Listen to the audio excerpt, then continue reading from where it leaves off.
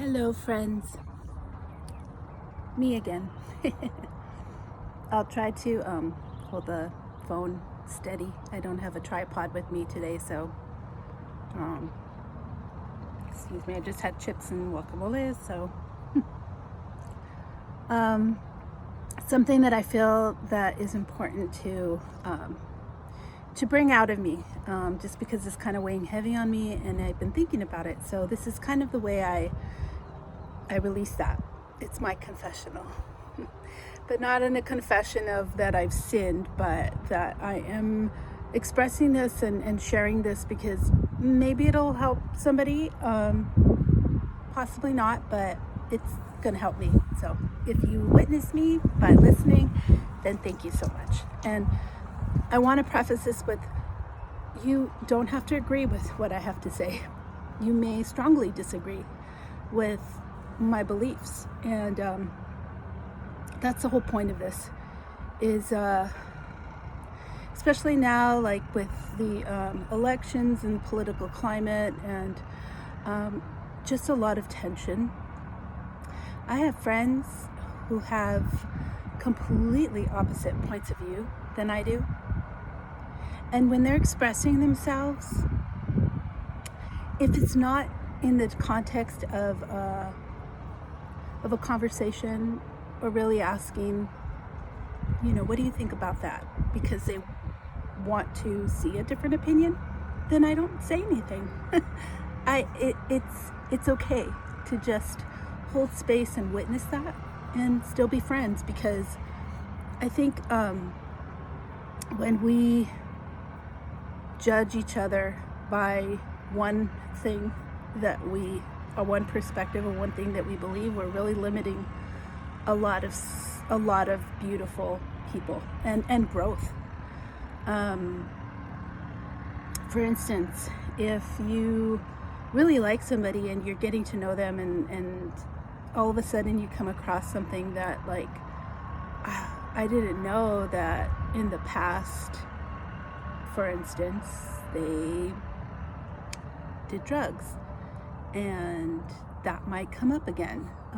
They maybe have some kind of trauma, or committed some kind of crime, or even did something that morally you don't agree with.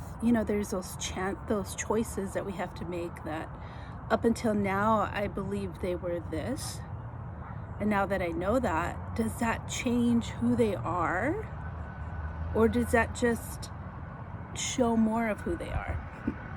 And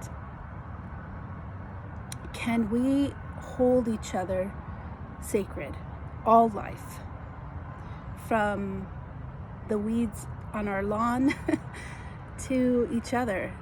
I think the hardest part, the work, is when we feel that somebody is so opposite to us, and that is a visceral, like, almost hate. And when it's someone that we, up until that point, liked or enjoyed their company, that's when I think we stop and the record screeches, and we have to really think, do I excuse this because it's convenient and I like this person, and everyone else I will condemn, but this person's different? We do that with race, oh, but you're different, or someone's sexual preference. We find out maybe they have a sexual preference that our church doesn't agree with, and we've been condemning on a whole that way, and we find out that maybe a loved one of ours is, something that we've been feeling that we is against our moral compass. And then we have to kind of think, like, is that what I believe? Is that true? So holding every life sacred doesn't mean you agree, doesn't mean you have to keep that person or that thing in your life anymore. Your life isn't more valuable than anyone else's.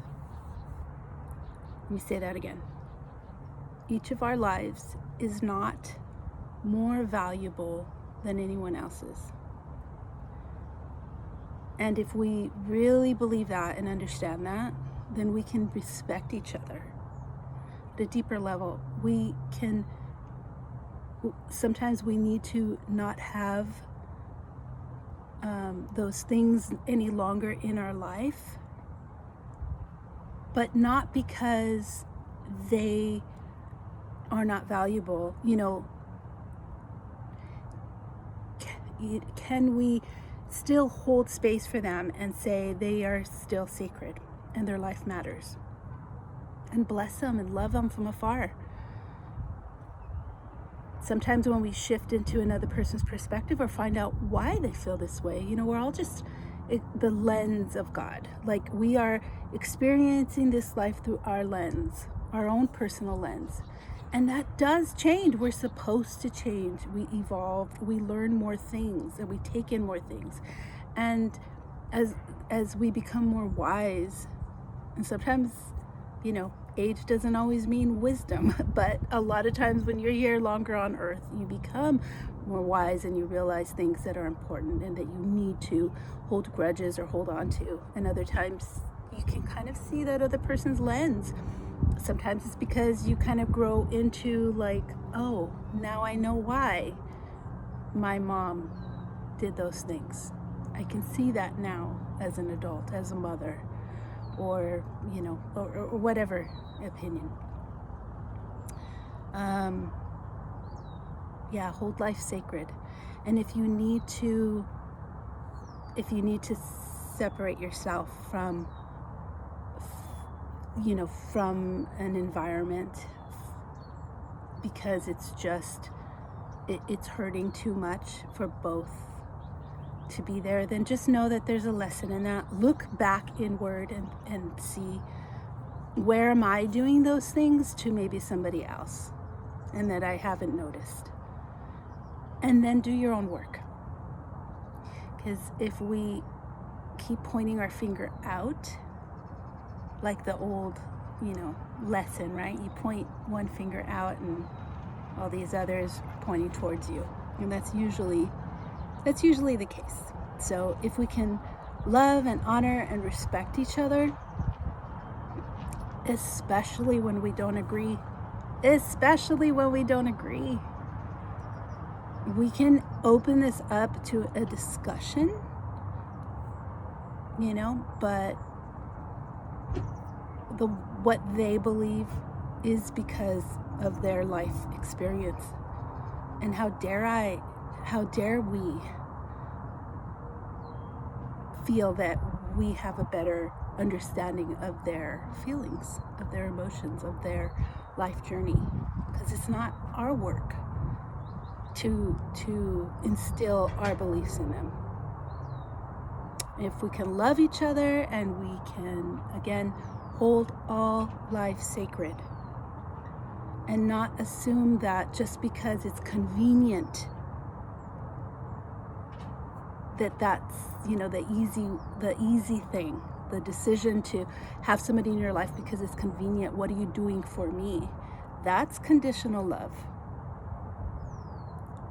And no one in your life that you've come across is a mistake. There's always a lesson to learn. There's always beauty in everything. And when we rub against something that we don't believe in, then it's just showing us, to look deeper and to see, why don't I believe that? Or what is it that makes me so upset about that? And that's it. It's not about forcing them to see your way or to believe what you believe. Stay in your own story. Be the leading lady or the leading man in your own story. We can be supporting cast. We can be cameo appearances. We can be extras in other people's lives. But the whole point is to be in your lane, stay in your story. And by that, you will grow, and you usually will show other people how they can have a different opinion than you and still see you as a caring, kind being.